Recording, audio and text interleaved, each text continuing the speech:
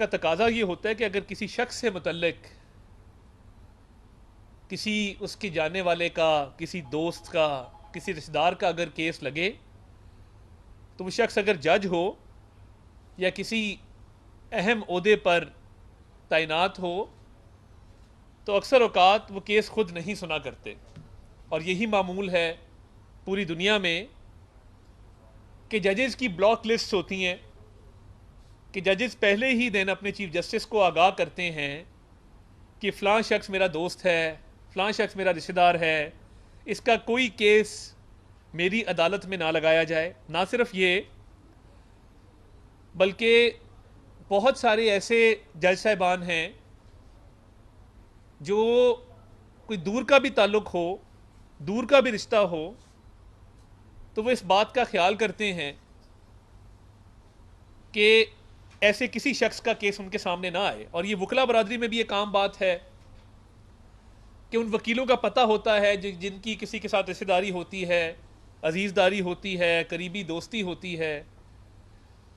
तो वकला बरादरी में भी ये आम बात है कि किसी ताल्लुक़ वाले, जानने वाले का केस उस जज साहब के साथ सामने नहीं लगाया जाता जिनसे ऐसा कोई ताल्लुक़ किसी का हो।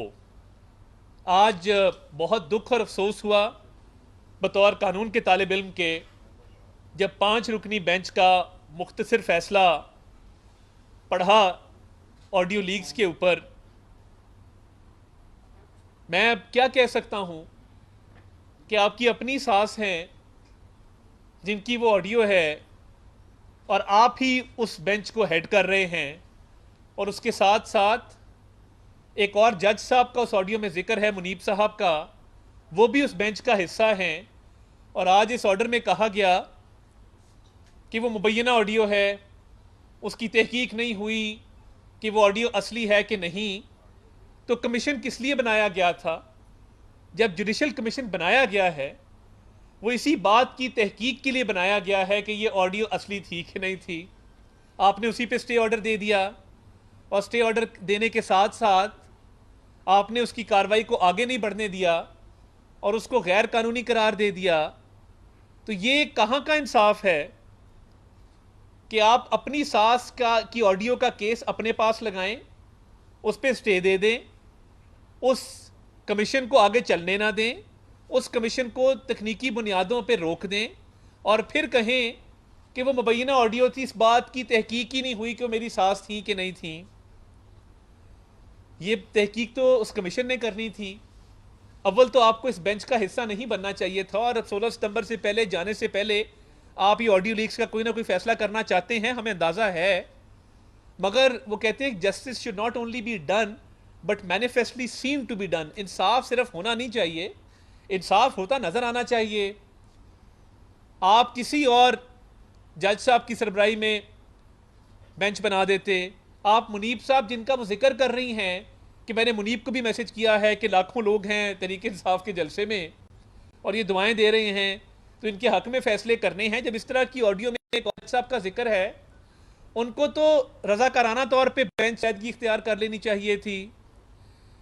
अब आप खुद जज हैं, आपकी सास का मामला है, बेंच को आप हेड कर रहे हैं, एक और जज साहब जिनका ऑडियो में जिक्र है वो बेंच का हिस्सा हैं, तो इंसाफ क्या होना है?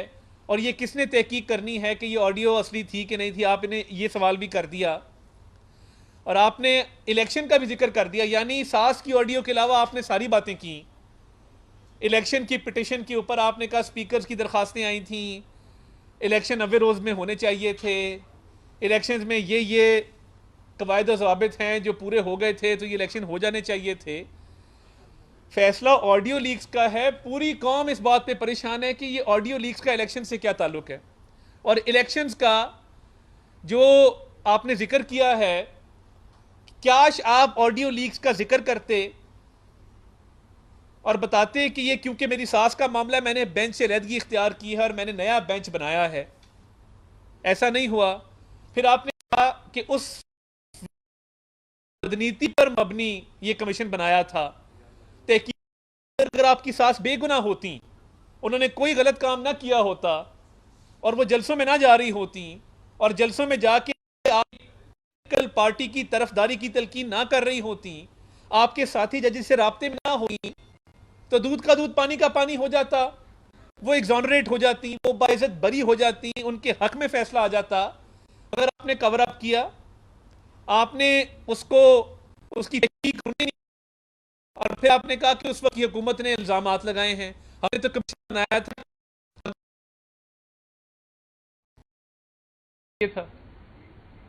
आपने मदर लॉ को बचाया है मगर लॉ को कुर्बान कर दिया है। तो ये मैं समझता हूं इंतहाई अफसोसनाक है, और तारीख में ऐसा कभी नहीं हुआ कि एक दामाद ही अपनी सास को बेगुनाह करार दे दे तकनीकी बुनियादों के ऊपर, उसका केस आगे ना चलने दे, कमीशन ना बनने दे, और फिर जो उस पर बात करे उन्हें कहे तुम तौहीन कर रहे हो। तो जज भी आप खुद हैं, वकील भी आप खुद हैं, मुद्दई भी आप खुद हैं, मुलजिम भी आप खुद हैं। ऐसा पहले होते नहीं देखा। इस पर अफसोस ही किया जा सकता है कि जाते जाते भी आपको इज्जत रास ना आई। आप चाहते तो आप इज्जत से जा सकते थे, मगर आपने फैसला किया कि आपकी ज़ात कानून से, सुप्रीम कोर्ट से और आइन से बड़ी है, तो इसलिए अपनी ज़ात की खातिर फैसला किया और आज जारी किया, जिस पर इंतहाई अफसोस है और जिसकी इंसान मजम्मत ही कर सकता है। बहुत शुक्रिया।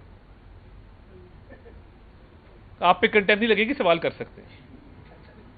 चलें। सर, मुस्लिम लीग नून जजेस की आरडीओस का बड़ा जिक्र करती है, और आरडीओस तो ex prime minister Imran Khan की भी आई और टैप होता रहा प्राइम मिनिस्टर ऑफिस। तो उस हवाले से आपने कभी कोई इन्वेस्टिगेशन नहीं की, ना कभी मुतालबा किया? बहुत अच्छी बात है आपका, मैं इतना शुक्रगुजार हूं। मेरा भाई हाथ मिलाऊंगा, बहुत शुक्रिया। मैं इनसे क्यों हाथ मिलाया?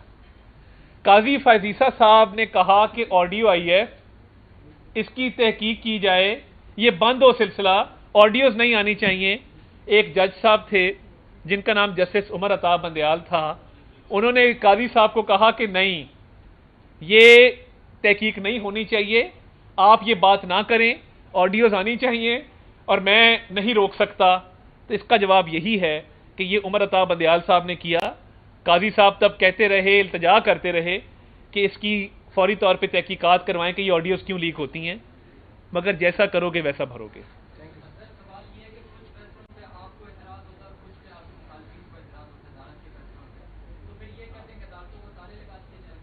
नहीं, देखिए बात ये नहीं है, बात ये है कि अगर किसी की बीवी तोशाखाना से घड़ी चोरी करती है और उसको व्यापार बनाती है, कारोबार बनाती है, घर के अंदर बकायदा ये तय होता है कि ये इतने करोड़ की घड़ी बिकेगी, मेरी तो 30-35 हज़ार की वैसे ये, मगर ये हाँ महंगी है थोड़ी, मैं सेविंग से लिए, तो वो व्यापार तय होता है कि ये इतने करोड़ की है, इसको इतने में बेचना है। हमने तो नहीं कहा था ना ये व्यापार करें, हमने तो नहीं कहा था ये कारोबार करें, ना ही हमने आपको कहा था, ये ना किसी जज साहब ने आपको कहा था कि आप करोड़ों अरबों के तोहफे बेच दें। प्रॉपर्टी टाइकून्स को फोन करें, वो खुद परेशान हो जाए कि 5 कैरेट की अंगूठी देनी है या 10 कैरेट की देनी है, वो भी गुफ्तगू इनकी अपनी है। तो देखें, जहां कानून की खिलाफ वर्जी है, कोई शख्स कत्ल करे और ये कहे कि अदालत ने मुझे गलत सजा दी, भाई कत्ल तो आपने किया है। साइफर के केस को देख लें, पाकिस्तान का पूरा जो डिप्लोमेटिक कोर है, उसकी जो सीक्रेसी है, उसकी जो राजदारी है, उसको कॉम्प्रोमाइज किया गया है। म्यार एक हो, किसी को आप बेटे से तनख्वाह ना लेने पे निकाल दें और कोई यहां पे हीरे जवाहरात इकट्ठा करता रहे, अलकादिर ट्रस्ट बनाता रहे, तो देखिए सही सही है और गलत गलत है। नहीं, देखिए मैं ये समझता हूं कि अगर आज़ादी इज़हार राय पे कदगन लगानी है और किसी की ज़बान बंदी करनी है, मैंने फैक्ट्स पे बात की है, कानून पे बात की है, मेरिट पे बात की है। जब आप हक सच पे, कानून पे, इंसाफ पे, मेरिट पे बात करते हैं तो डरना सिर्फ अल्लाह ताला की ज़ात से चाहिए, वो किसी इम्तहान में इंसान को मुब्तला ना करें। बाकी ये जजेस आनी जानी चीज़ें, हमने भी बड़ी रिटायरमेंट्स देखी हैं, हमने भी जुडिशरी को देखा है, तो ऐसी बात नहीं है, तौहीन वाली बात कोई नहीं है ना। आपकी सास ने एक काम किया, उसका जवाब आपने नहीं देना। आप केस लगा है, किसी और जज के पास लगा देते, कमीशन की इंक्वायरी होने देते, बात खत्म हो जाती। एक सवाल का जवाब दे ले कि आपकी ऑडियो लीक्स आती है, वीडियो लीक्स आती है, जिसका कोई रिजल्ट नहीं निकलता और आप 5 करोड़ की घड़ी के लिए 10 अरब इश्तिहार तक दे देते हैं, सुबह से शाम तक आप एक बयानी अपना बेच रहे होते हैं, लेकिन वो जिसे आप चोर कह रहे हैं वो उसका बयानी अभी भी ऊपर जा रहा है और आप कहाँ पे जा रहा है, 1.5 साल के कहाँ पे जा रहा है? कोई आप साफी है ना, आप साफी है ना, मुझे बताएं कौन सा सर्वे है, कौन सा सोर्स है जो कह रहा है कि बयानिया ऊपर जा रहा है, मुझे बता दें कि सॉरी नहीं, मुझे बताए ना, मुझे बताए पिलडैट ने सर्वे किया है, मुझे आप बताएं आईपोर ने सर्वे किया है, मुझे आप बताएं गैलप ने सर्वे किया। आप साफ ही है ना, हवा में तीर ना फेंकें। देखें, मैं आपके सामने जवाब दे हूं, आप मेरी नहीं टॉक शो ना बनाएं, अभी करा लें, हमारे तो मुखालिफ ही नहीं है। मैं अपने हल्के में बताऊं, मेरे तीनों मुखालिफ भागे हुए हैं क्योंकि उन्होंने 3-4 फौजियों को वहां गोली मारी थी, पुलिस वालों को डंडे मारे थे, कैंट पे हमला किया था। तो देखिए, आपके अपने जज्बात हैं, आपने जिसको वोट देना है आप दें, मगर अपने जज्बात को जमीनी हकायक से लिंक ना, नहीं देखे ना, आप अपने जज्बात, अच्छा चले नहीं, मैं अच्छा चले आप, मैं कर देता हूं। देखें आपने अपने मेरी राय में आपने अपने जज्बात को जमीनी हकायक से तशबीह दी। मैंने आपसे सर्वे का पूछा, आप मुझे सर्वे का सोर्स नहीं बता सके। हाँ, टिकटॉक के ऊपर लाइक्स अगर ज्यादा हैं उसका कोई इलाज नहीं, मैं कुछ नहीं कह सकता। मैं भी जब बंदूकों वाले बंदे लेके निकलता हूँ, गाड़ी से उतरता हूँ, मेरे भी 1-1.5 लाख लाइक्स आ जाते हैं। वो इसलिए सर्वे मेरे से बात करें ना, मैंने आईपोर का नाम लिया, गैलप का नाम लिया, मैंने बाकी सर्वे कंपनीज का नाम लिया। देखें, आप हकायक पे बात करेंगे, मैं हकायक पे जवाब दूंगा, मगर चोरी स्टैब्लिश्ड है। साइफर केस में जो उन्होंने डॉक्यूमेंट घुमाया, पूरी कौम के सामने लहराया, वो स्टैब्लिश्ड है। बाकी आपके अपने जमीनी हकायक है, मेरा अपना ओपिनियन है। जी इरफान साहब, ये बताइएगा सर कि आपकी जस्टिस फाइलिसा आपकी और साथी जो जमाती थी उनके फेवरेट है, अभी जो है बंजाल साहब किसी और पार्टी के फेवरेट है, तो ये सिलसिला कहाँ जाके? नहीं, मैं समझता हूं कि कोई किसी का फेवरेट नहीं है और हमें आने वाले चीफ जस्टिस को भी मुतनाज़ा नहीं करना चाहिए।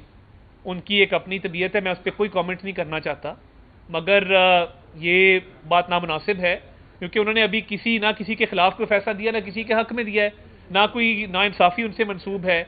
बंदियाल साहब ने तो अपने कॉन्डक्ट से एक जिस्मानी रिमांड पे मुलजिम को कहा गुड टू सी यू और घर भेज दिया।